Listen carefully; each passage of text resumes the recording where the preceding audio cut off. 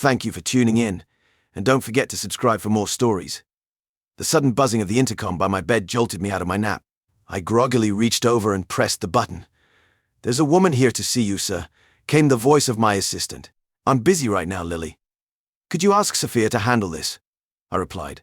Sophia, my personal assistant, usually manages most of my visitors these days. In truth, I wasn't busy at all. I had become something of a recluse, just trying to catch up on some rest in the afternoon. Lily knew this, so it was odd for her to disturb me. "So the woman says it's personal and urgent, sir. She insists on speaking directly with you." "Damn. Tell her to schedule an appointment for, let's say, next week." Lily responded quickly. "She insists it's urgent, sir. And she's not budging." Fine, send her to my office in 5 minutes."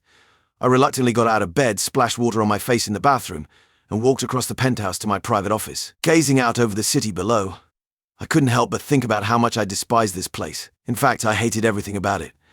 Hell, I think I even hate the people working on the 10 floors beneath me, even though they all work for me.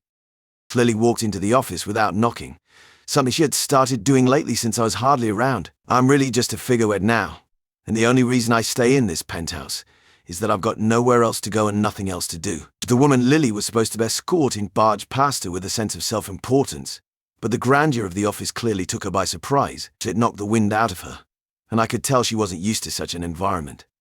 "Are you Mr. James Carter?" she asked before Lily could formally introduce us. "That's me," I replied. "I'm Rachel Brooks from Hampton Family Services." I could tell she expected me to be intimidated by that statement. "And how can I assist you? Or is it Mrs. Brooks? Please call me Rachel. We prefer to keep things informal." I could see the confusion on her face. I wasn't what she had expected, and neither were my surroundings. It was obvious she was more accustomed to dealing with people on the opposite end of the financial spectrum, and she was clearly out of her element here. "Very well, Rachel, you can call me James. Now, how can I help?"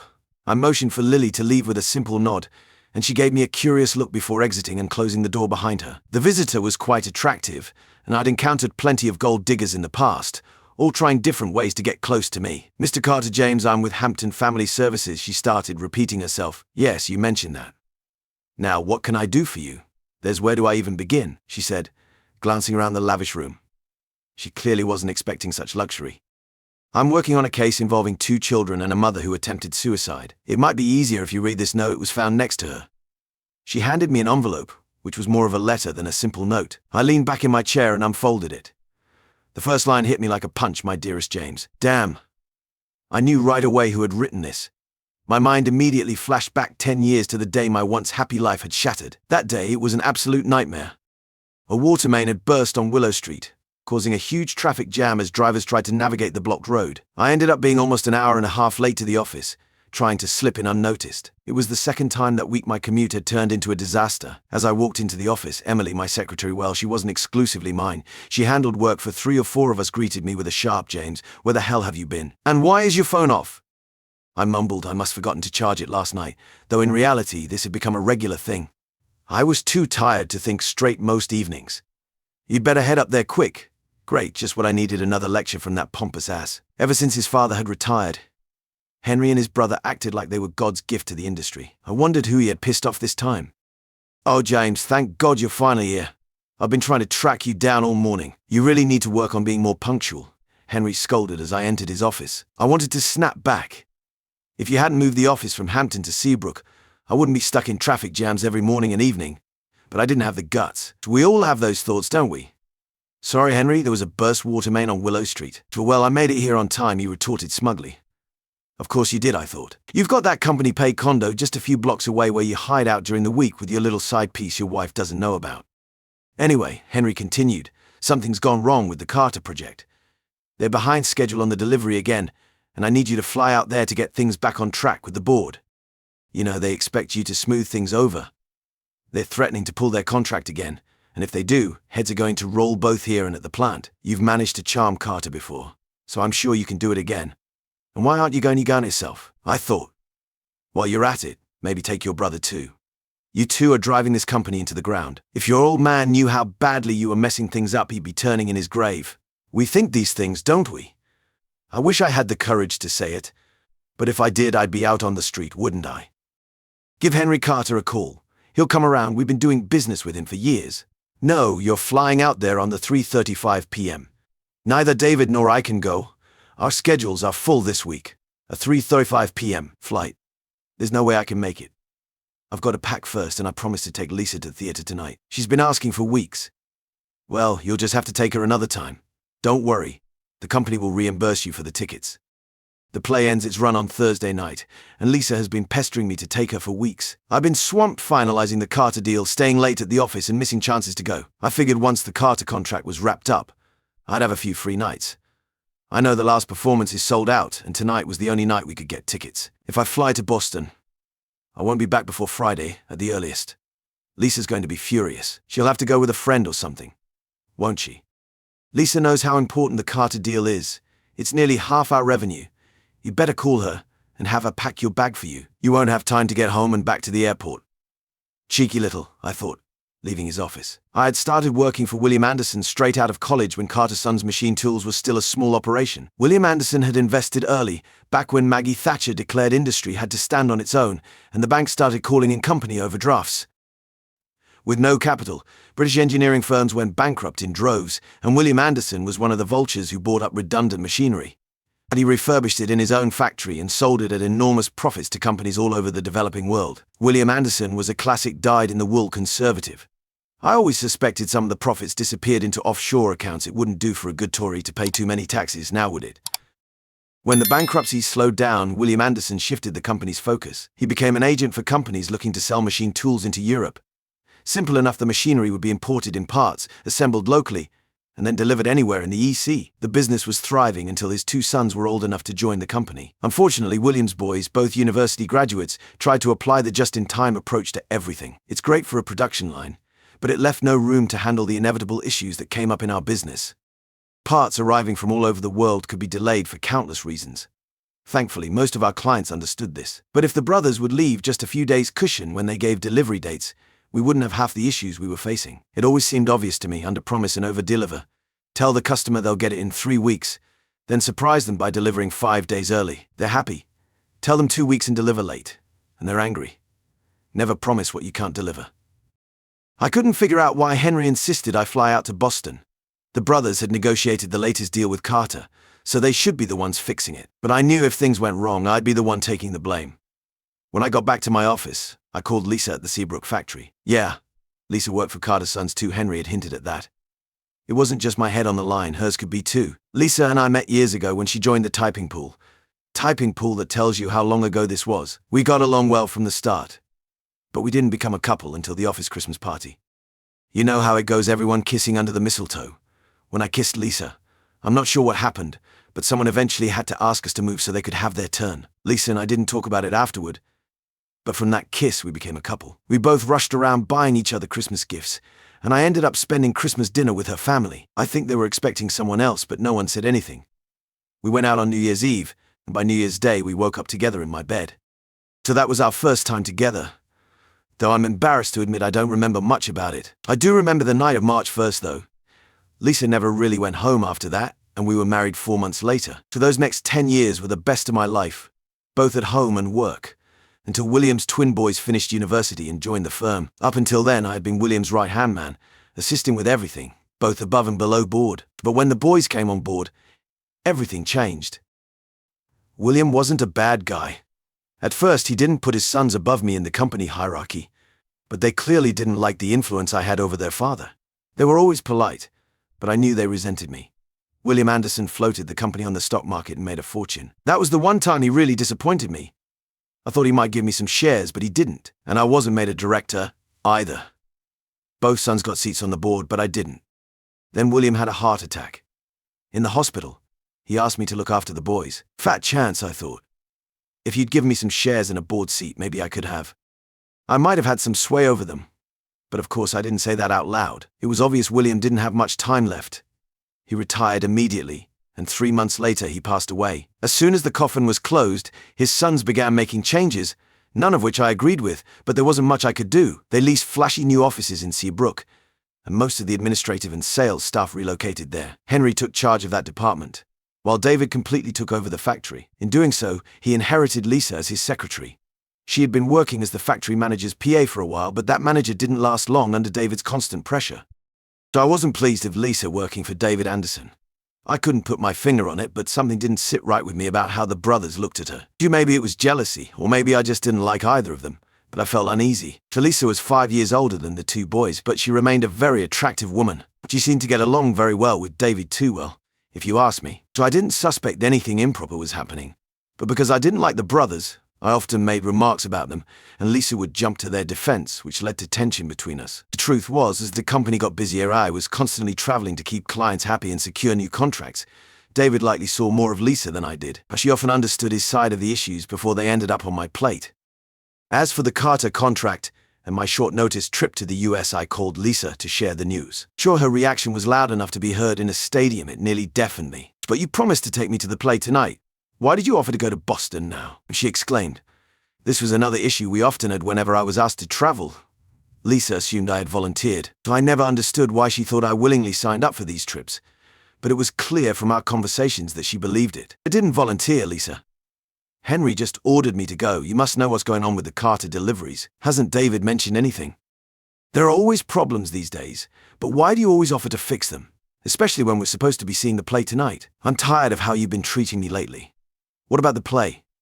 See what I mean? Even after I explained that I was being sent to Boston, she still insisted I had volunteered. I got frustrated, feeling like she wasn't really hearing what I was saying. Honestly, Lisa, I couldn't care less about the play. Our jobs are at stake here. If I can't calm Carter's board, the company's going to be in deep trouble with no orders. I don't blame you because your team at the factory can't get the products out on time. This is the problem with splitting the company into two parts. It had created an us versus them mentality, and unfortunately I was on the us side, while Lisa was with them. Another recipe for disaster. "Please go home, pack my bag, and meet me at the check-in desk at JFK at 1:15, I said. So there was silence on the line for a few moments, and then Lisa spoke in a very controlled voice. "You can get your own bag, and maybe you'll get a few things you weren't expecting. I'm not your servant, you know." Then the line went dead. Why did I say that? Why did I shout at Lisa? And why did she yell back at me? Damn. I knew I needed to apologize when she met me at the airport, but that didn't happen. I was at the check-in desk at 1:15, but there was no sign of Lisa. The minutes ticked by, and by 10 past, she still hadn't arrived. The airline staff was about to close the desk when she finally strolled through the departure lounge as if we had all the time in the world. "Damn it, Lisa. What took you so long?" My tone was sharp, mostly because I was worried we'd miss the flight, but then I realized this wasn't about Lisa or me. We were arguing for no reason. It wasn't anyone's fault that she was upset about the play, and it wasn't good for us to part while we were still angry. "I'm sorry, Lisa. I'm just stressed about this trip." I leaned in to kiss her, but she stepped back. "We don't have time for that.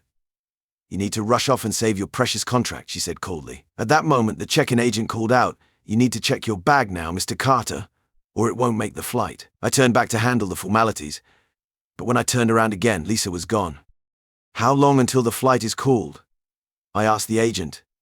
"About half an hour," she replied, "but I suggest you don't leave the departure area." I hurried in the direction Lisa had come from, but she must have moved much faster when she left. By the time I reached the concourse leading to the short-term parking lot, I saw her bright red sports car pulling out. I could just make out her coat through the windshield.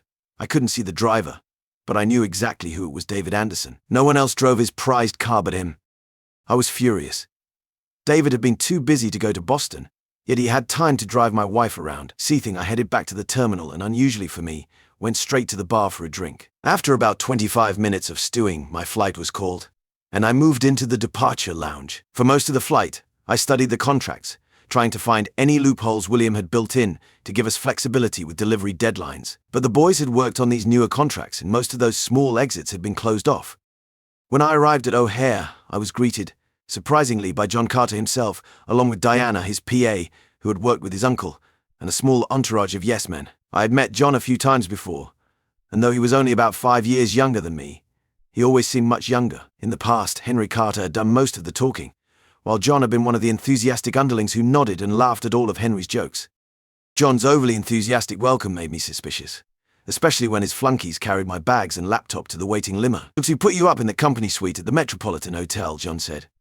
"Henry wanted to meet you, but the timing is bad. He's still on his world cruise. He told me to let you know he'll catch up with you when his ship docks in Southampton." Dear, I remember thinking it was odd for Henry to want to meet up. We had always been on good terms, but I never thought our relationship was more than business. So now that William had retired, why on earth would he want to see me? The Metropolitan Hotel had always been his go-to place when he visited New York, but when I traveled there on my own, I usually opted for something less extravagant. However, John mentioned that this was the company suite, so I assumed it just happened to be available. I couldn't imagine the Anderson brothers spending the money to put me up in a suite like that. After dropping me off at the hotel, John informed me that Diana would pick me up for dinner around 6 p.m., and then he and his entourage left. This trip was getting stranger by the minute. Normally, I should have been inviting John Carter to dinner or at least offering to meet him. By this time, it was around 3 p.m., local time, and I wondered if Lisa had decided to go to the play on her own, since she had the tickets. I called our home number, but as I had expected, there was no answer. In London, I sent her a text asking if she was enjoying the play and who she had gone with. When Diana arrived to collect me, I was still on the phone. I hadn't received a reply from Lisa, and by now I thought she would have been home, but there was no answer on her home phone either. I left a message telling her I was going out for dinner and would call her the next day. Just as I was about to leave, Diana took my briefcase from me and placed it back on the chair. "Tonight is purely social, James. John wants you to meet his family. It's a pity you didn't bring your wife," she said. "What's going on?" I asked once we were in the car. Diana seemed to think about her response for a moment before saying, "John just feels that since you do so much business together, you should get to know each other better. He also wants you to meet everyone on Carter Industries board." None of this made any sense to me until it occurred to me that perhaps I was being headhunted by Carter Industries. That seemed to be the only explanation for the odd behavior from everyone. The dinner was exceptional, with many members of Carter's board in attendance, along with their spouses. Afterward, we went to a club where some of the group danced, though I didn't join them. The jet lag had hit me hard, and I had been awake for 5 or more hours longer than everyone else. As the night went on, my theory that they were trying to recruit me seemed more and more plausible. Everyone on the board made a point to talk to me, and Diana was constantly by my side, almost like she was my personal assistant. Whenever someone approached, she would whisper who they were and give me any necessary background. It was around 2 a.m. New York time when I returned to my room, which was about 7 a.m. back in London. I checked my phone, but there were no messages, and the hotel reception informed me that Lisa hadn't left any messages either. I considered calling her but decided it was too early, given that she had likely been out late the previous night. I was jolted awake at 10 a.m. by the arrival of my breakfast, followed closely by Diana, once again acting like my PA. "You have a meeting with the full board at 11. It shouldn't take long. And afterward, John would like to take you for a round of golf. You do play, right?" "Of course you do. I remember you and William playing with Henry. Anyway, you'll be flying up to Henry's estate right after the meeting," she said. "Oh, and John wanted to know how urgent it is for you to get back to London." I replied, "That depends on what John and the board have to say about our late deliveries." "Oh, I'm sure they'll be satisfied with whatever you say.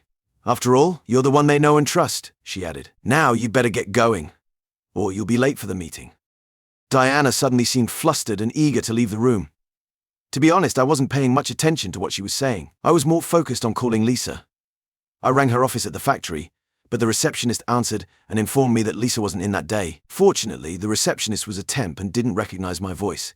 She didn't even ask who I was. When I asked if she knew why Lisa wasn't at work, she said she had no idea. For some reason, maybe instinct, I asked her to transfer me to David Anderson's office. She told me he wasn't in either. Furious, I called our home number again, but there was still no answer. I then tried Lisa's mobile, but it was switched off. David's phone was also off. At this point, I was livid, so I called Henry Anderson at the Seabrook office. When he picked up, I demanded to know where David was. I told Henry there was something about the contract I needed David to clarify. Henry seemed to take a bit too long to respond before saying, "Oh, I believe David went down to Hampton. He's meeting with the directors of Kingston Enterprises today. I think he took Lisa along to take notes." Liar. I had just closed the deal with Kingston the previous week. That contract was signed, sealed, and delivered. What kind of nonsense was Henry trying to sell me? Of course, I didn't say any of this out loud, but the thought was there. After asking how things were going on my end, I told Henry that I might need to stay in New York for a couple of days to smooth things over. The moment I hung up, I called the secretary at Kingston Enterprises in Hampton. As I suspected, she confirmed no meetings with David were scheduled, and she couldn't recall ever meeting her boss. Just then, Diana returned and urged me to hurry with my shower and get dressed for the meeting. I quickly finished my breakfast and rushed into the shower. We arrived a little late, but no one seemed to notice. How the meeting kicked off with an endless round of introductions, followed by a tour of the offices. It was nearly noon before we even entered the conference room. I have to say, the negotiations were a joke. Everyone agreed with everything I said, and they seemed more concerned about whether I was upset with anything. It became clear that everyone shared my opinion that the Anderson brothers were incompetent and completely useless, though no one said it directly. By that point, I was convinced they were preparing to make me an offer I couldn't refuse. I was surprised when the offer I had been expecting didn't come at the end of the meeting. John, accompanied by a couple of other directors, and I made our way to the rooftop to board the helicopter. As always, Diana tagged along. She asked me when I wanted to fly back to England and arranged a flight for later that day. While on the golf course, I called my secretary in Seabrook on my mobile and told her I'd be staying on for a few more days. Whatever was happening back there, I wanted everyone to think I'd still be out of the country for a while longer. Diana must have overheard my conversation. Sorry to pry, James, but is something wrong? I've noticed you seem tense whenever you call England, she asked with genuine concern. I'm not sure, but I think something isn't right. It's personal, I replied. We've known each other a long time, Diana, can I help? You know I'm discreet, she offered. Actually, you can help. It would be useful if no one in England knew I was flying home tonight. If what I suspect is true, I want to catch them in the act, I admitted. Oh God, you don't think your wife is? She began. I don't know, Diana, but we argued before I left, and I haven't been able to reach her. She's not where I thought she'd be, and I can't get through to her on the phone. It could just be that she's still upset, but there's also a man I can't reach either, and someone's lying to me. There's got to be a reason for that, I said. Oh, I see why you're eager to get back. If anyone from England calls, I'll have them redirected to me. Only John and I know you're on the flight tonight anyway. All of John's calls go through me, so we'll handle it. You can call them later on your mobile, and they won't have any idea where you are, she assured me. Thanks, Diana. I'd better get back to the game, I said, noticing that John had started walking toward us while I was talking to Diana. I moved out of earshot to make my phone calls, and I couldn't help but notice that when Diana saw John approaching, she made a subtle hand gesture. John immediately changed direction and began chatting with the other two players. Once the game was over, we went to Henry's mansion for a meal, where I once again met his daughter, Olivia. I had known Olivia for years, but something felt off in her behavior toward me that day. She seemed awkward, and I couldn't quite figure out why. It left me wondering if these people knew something I didn't. I began to regret telling Diana about my suspicions. Later in the day, we flew back to the company headquarters.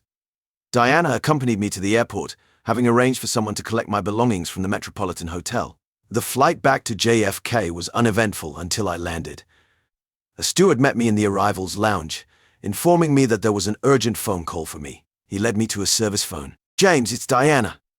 Everyone was calling for you last night after you left. Your wife called, and I told her you were in a meeting with John. Later, the Johnsons both called separately, and I gave them the same message. Your wife called again, asking when you'd be returning home. But he told her you were booked on the Thursday evening flight. Was that okay? She asked. That's fine, Diana. I'll call them from my mobile later and stick to the same story. Thanks for covering for me. Keep me posted if anyone calls again, I said. So my loving wife had reappeared, and was now acting concerned about where I was. I couldn't help but wonder why she was suddenly so worried. I checked into the Hilton near the airport, and the car I had ordered from Hertz was already there, thanks to the company's account. The car was booked privately in my name for convenience. Since I wasn't feeling tired, I decided to take a drive past my house. Lisa's car was parked in the driveway, and the house was dark as expected, given that it was just after 4 a.m. I pulled over at the call box on the corner of our street and dialed the house phone. So there was no answer, and the machine picked up. I called 4 times in a row, and when she didn't answer, I felt certain she wasn't home. So leaving the car where it was, I quietly walked to the house and let myself in. A quick search confirmed it was empty. What now? I wondered. The best idea I could come up with was to wait for Lisa to return. I made a pot of coffee and settled in the lounge. I had intended for the coffee to keep me awake, but instead, it was the roar of the Lamborghini's exhaust that woke me just before 7 a.m. From the window, I watched as Lisa and David got out of the car and walked toward the house. Oh, it won't take me long to shower and change. Go into the kitchen and make some coffee, will you? I need something to clear my head, Lisa said. Amazingly, neither of them noticed me sitting in the lounge, even though the door was wide open. So I guess people don't see what they're not expecting to see. Lisa hurried upstairs, and David headed into the kitchen. And I heard him rummaging through the cupboards before calling up to Lisa. Where do you keep the coffee maker? It's on the counter, she replied. So while I can't find it, he called back. I heard Lisa come back downstairs, grumbling. Oh, you men are useless without a good woman around. As she entered the kitchen, she added, That's strange, it should be on the counter. I don't think I left it in the low. Oh my God, what are you doing here? So not finding the coffee maker, Lisa had wandered into the lounge and finally noticed me sitting there. She stood frozen, wearing nothing but a skimpy bra and panties, neither of which I'd ever seen before. I'm just waiting for my faithful wife to come home, I said, getting up from my chair. And now I think I'm going to knock that slimy little jerk's teeth in. Both Lisa and David were paralyzed with shock. David quickly snapped out of it and tried to escape, but unfortunately for him, we had a peculiar night latch on our front door that turned the wrong way. The more he fumbled with it, the more panicked he became. I slammed him against the door and beat him senseless. I don't think the little weasel even knew how to defend himself. Lisa was screaming at me, insisting it wasn't what it looked like and trying to pull me off David. Honestly, I didn't hit him as much as I would have liked. I'm not usually a violent person, so when David curled up on the floor, I stopped. Some people would have kept kicking him while he was down, but I just couldn't. Without thinking, I grabbed Lisa and threw her out as well, slamming the door behind them. I returned to the lounge, this time heading for the liquor cabinet. Lisa banged on the door and rang the bell for a while. Through the window, I saw David retrieve a travel blanket from his car and get out again. I guessed that David had given Lisa his jacket to cover up her almost naked body. Lisa was still calling through the letterbox, insisting that things weren't what they seemed and pleading for me to let her back inside. I was stubborn, though, and refused to engage in a shouting match, so I simply ignored her. By now, some of the neighbors had become curious, watching from their doorways and yards. Realizing I wasn't going to respond, Lisa shifted her focus to one of the lounge windows, banging on it while continuing to yell at me to let her in. Unfortunately for her, she must have hit the window too hard just as the police arrived, causing the glass to shatter and cut her arm on the broken shards. Within moments, paramedics in an ambulance were on the scene, likely called by the police. A police officer knocked on my door after speaking with Lisa and David. "Good morning, sir. Would you like to tell me your side of things?" he asked politely. "I caught my wife with her lover." "Do I need to say more?" "Not really, sir, but the man claimed you hit him." "I did. Wouldn't you in my situation?" "He was in my house." "You didn't strike your wife, though?" "No, I didn't. I simply helped her out the door so she could be with her boyfriend," I replied. I thought I was being quite generous under the circumstances. Another officer, who had been talking with Lisa and David, came over, shaking his head at the first cop. He doesn't want to press charges, and the lady says there was no violence toward her, he informed me. Then he added, "That's a nasty cut your wife has on her arm. But she's going to need clothes. Will you bring some for her?" "Not a chance. That's her problem, not mine. Let her boyfriend buy her some new ones. He can afford it," I shot back. "Look, she needs clothes. She can't walk around like that, she's nearly naked," the officer said. "Then she'll have to find someone else to get them for her, won't she? You're welcome to go upstairs and grab some if you want. Or maybe her boyfriend wants to come back inside for another round," I added sarcastically. I glanced outside just in time to see the Lamborghini driving away, following the ambulance. "Looks like she's decided to do without," I muttered. "Now, if you'll excuse me, officers, I need to call a window repair company and my lawyer." The police left after one of them mumbled something about hoping they wouldn't be back later, so I called a window repair service, and within minutes someone arrived to replace the broken pane. He tried making small talk while he worked, but quickly realized I wasn't in the mood, so my lawyer put me in touch with a colleague who specialized in divorce cases, and she informed me that she'd get the process started, but that things couldn't move forward until we knew who Lisa was going to use as her lawyer. It all depended on how Lisa wanted to handle things. Throughout the morning, I noticed the police driving by a few times while I was packing all of Lisa's clothes into bin liners and stacking them in the garage. I suspected there was some communication between the police and Lisa, because around 3 p.m. a different police car pulled up in front of the house, but this time with just one officer. He didn't get out, but not long after, a van driven by one of the guys from the factory arrived and backed into my driveway. Using the remote, I opened the garage door. It was clear what they were here for Lisa, her arm now in a sling. She got out of the passenger seat along with one of the girls from her office. While the guy and the girl loaded Lisa's belongings into the van, Lisa tried the service door between the garage and the kitchen, but found it locked. She circled around to the front and rang the doorbell. James, I need to talk to you. You've got it all wrong. Nothing happened between David and me. Can you hear me? I know you're in there, talk to me. Please, let's sort this out. You're making a huge mistake," she shouted through the letterbox. I opened the door, but before she could say anything, I shoved her handbag into her hands and slammed the door shut again. I had already removed her credit cards and house keys. I watched as Lisa talked to the police officer, who had finally gotten out of his car. He kept shrugging his shoulders and shaking his head. After a while, he pointed to a spot on the ground, and I assumed he was telling Lisa and her friends to wait there. Then he walked up to my door and knocked. "Your wife wants to speak with you, sir, and you know you can't legally keep her out of the marital home," he said when I opened the door. "Tell her we've got nothing to discuss. The house is already on the market, and she's made it clear that it's no longer our marital home. If it was, She would have been here last night when I got home instead of off with her boyfriend, wouldn't she? Tell her to have her lawyer contact mine. She knows who my lawyer is, I responded. The officer went back down the driveway and had what appeared to be a rather animated conversation with Lisa and her friends. Eventually, Lisa collapsed into her friend's arms, and they helped her back into the van before driving away. The officer stood there for a moment, shaking his head as the garage door slowly closed. He shrugged at one of the neighbors who had been watching the whole thing, then got back into his car and left. About an hour later, Diana called. I filled her in on the day's events, and she expressed her sympathy. She asked what I planned to do next, and I told her I was divorcing Lisa, and, naturally, wouldn't be able to continue working for Carter Industries. Diana urged me to stay in touch and made me promise to do so. She also mentioned that Henry Carter was planning to meet with me and said I had to stay available so he could find me. John had already told me the same thing earlier. I couldn't figure out why Henry's visit was so important. So it was midnight by the time I got back to the Hilton. There was no way I could sleep in that house again. It held too many memories. After breakfast the next morning, I called my secretary, Lily, and asked if Henry was in the office. But she told me he wasn't coming in that day, and in a concerned voice, asked me what was going on. I didn't hold back. I told her everything. Lily was clearly upset by the news, and I could hear her crying as I explained the situation. As she informed me that Henry had mentioned I might resign when I returned, and that she suspected he was avoiding the office to steer clear of me. When I showed up, I found Henry's absence odd.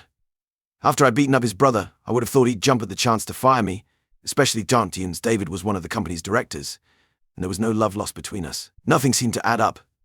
First, there was the Boston trip. Henry had insisted I go, yet when I arrived, Carter's people seemed surprised to see me. Sure, there were some delayed deliveries, but no one seemed overly concerned about them. Then there was David going after Lisa. Yes, she's an attractive woman, but David was usually seen with younger women on his arm. Lisa was at least 5 years older than him, and nearly 10 years older than the women he typically dated. Who knows, maybe they fell in love. After all, they did spend a lot of time together at work, but I doubted it. I went to the office to retrieve my personal belongings.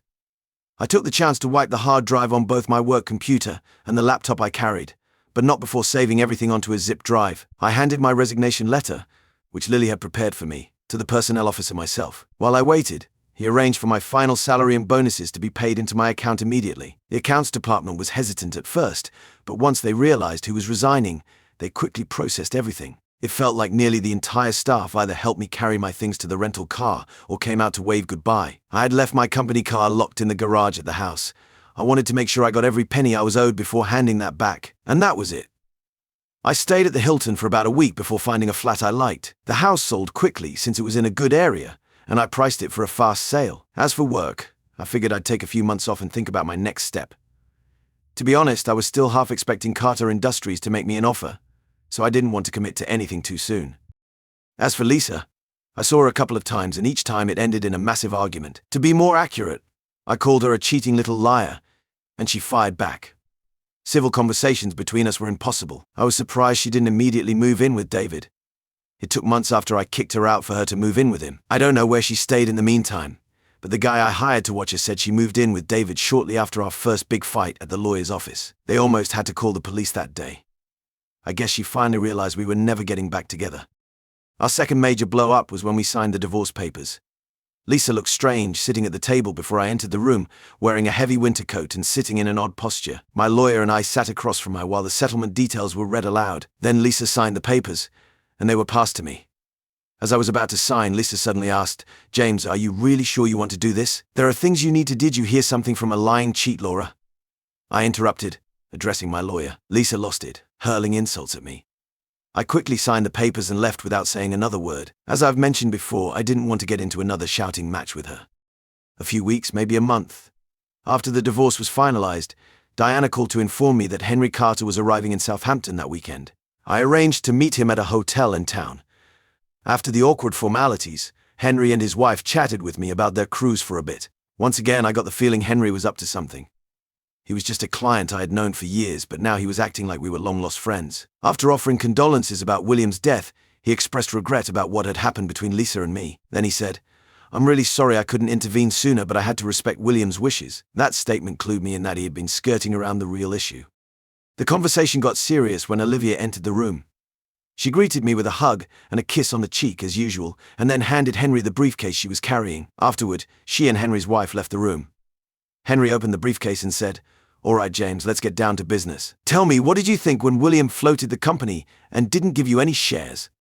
I wasn't sure how to respond. Well, it was his company, and he could do whatever he wanted with his money, I said. But you helped him build it. From what I've heard, you went out on a limb for him more than a few times, Henry replied. I stayed quiet, sensing that Henry would get to the point soon enough. Did you know that William owned a significant portion of Carter Industries through offshore holding companies? And those same companies hold a good share of Carter as well.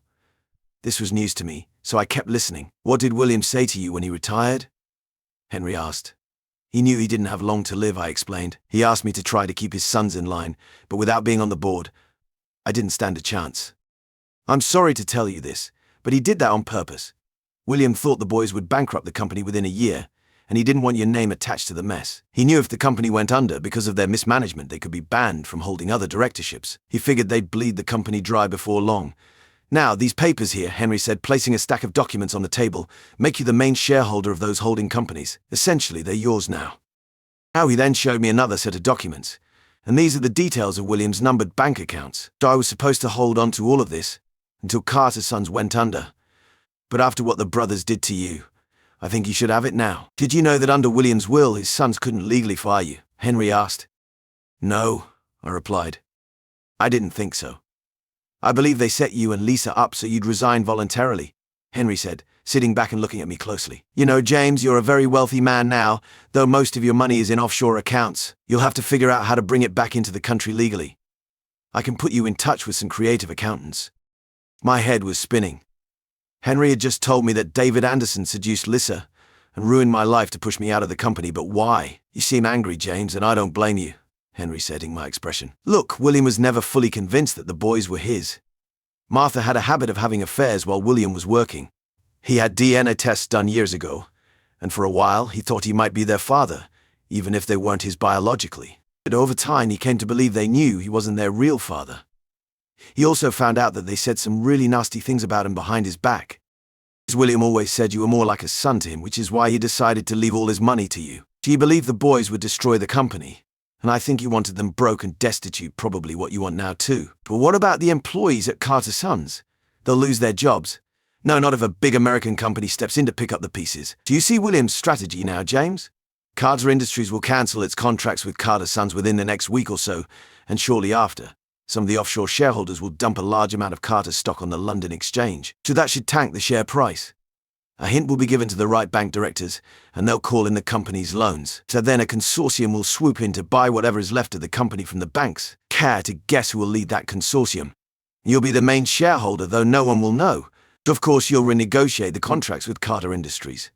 Over time, maybe you'll even invite me to join you on your board, and eventually, a merger between the two companies could put you on Carter's board too. How does that sound?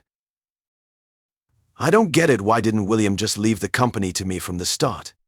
You were with William almost daily in his final years.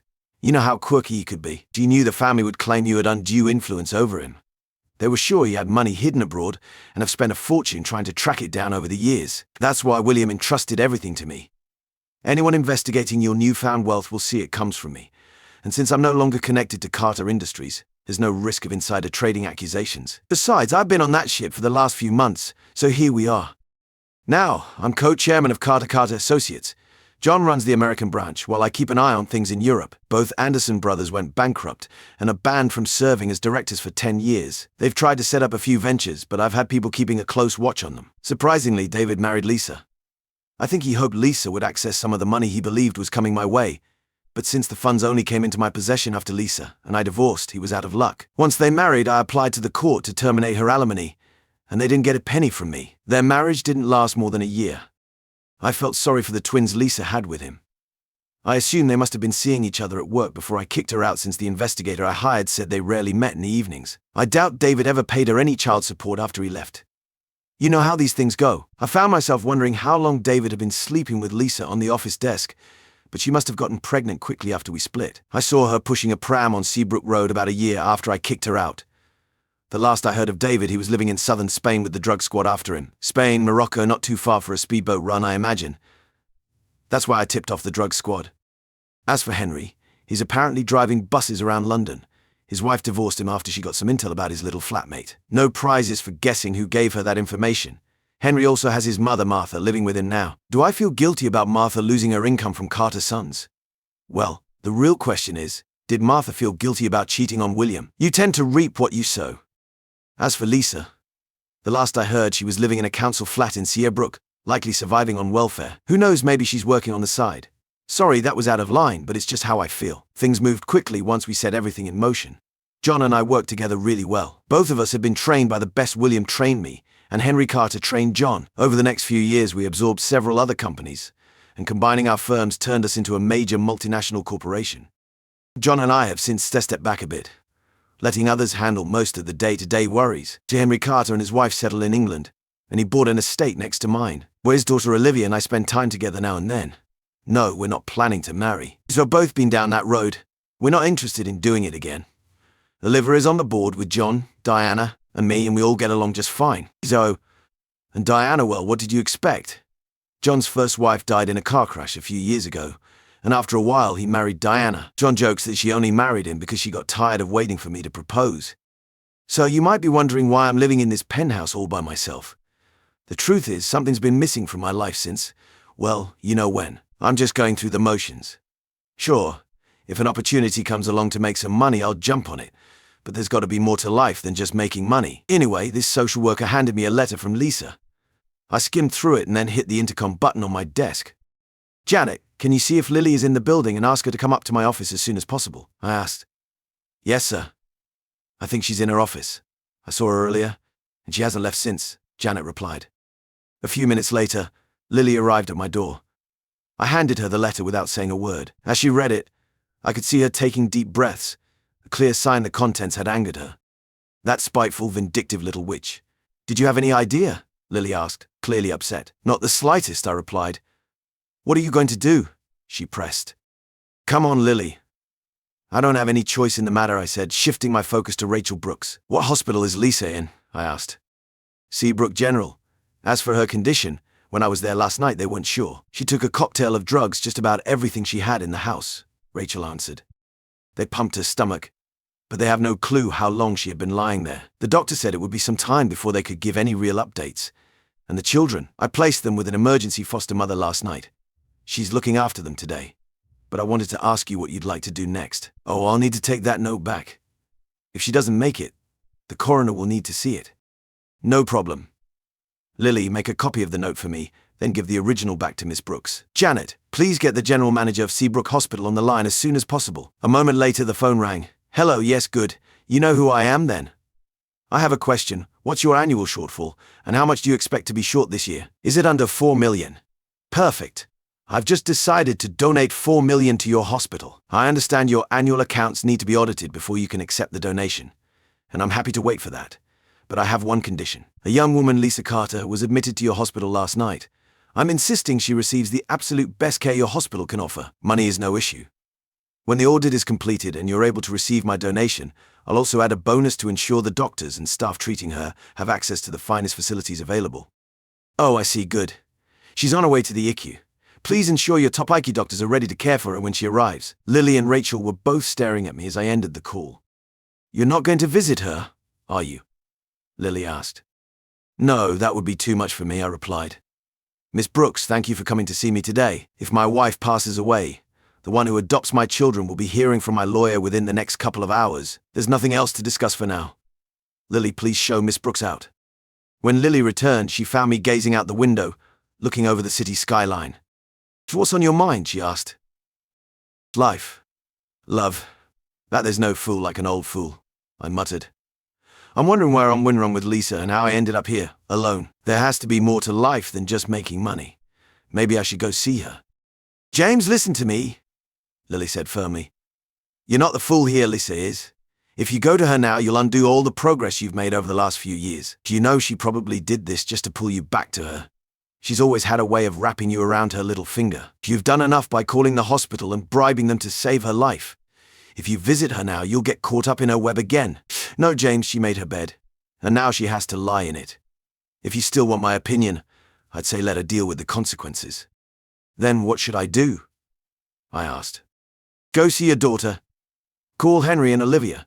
Get them to meet you there, you know you should. You've been putting it off for too long. Her birthday is next month.